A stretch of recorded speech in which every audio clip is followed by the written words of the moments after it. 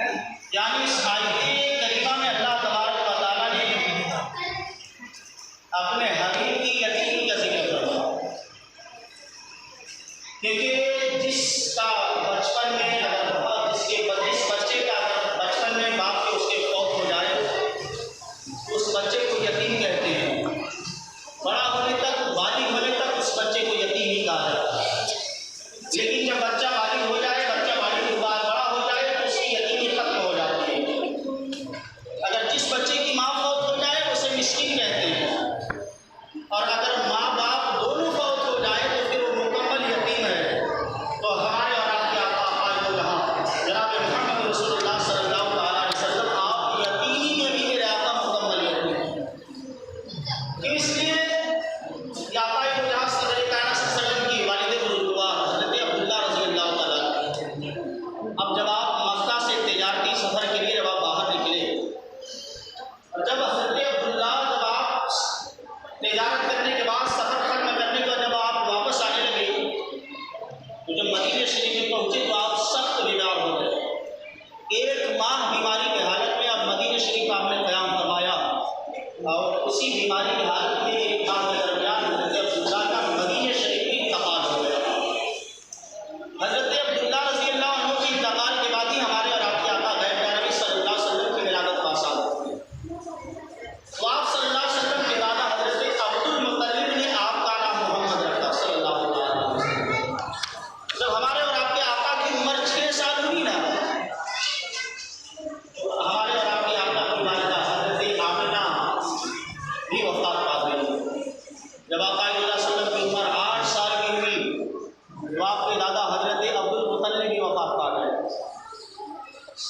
تو پھر آقا صلی اللہ علیہ وسلم کے حقیقی چاچا ابو طالب آپ کی پرورش کرتے ہیں۔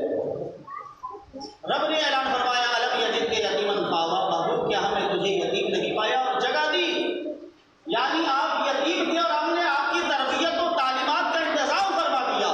تو جزان گرامی وقار، اللہ تبارک و تعالیٰ نے اپنے حبیب کی یتیم کا ذکر فرمایا ہی بلکہ اپنے حبیب کی ہر ادا کو قرآن و حدیث میں محفوظ بھی فرمایا۔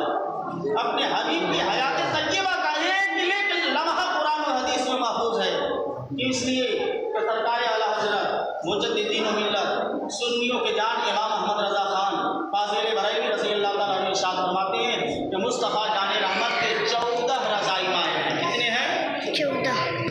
14 رضائی مائیں ہیں۔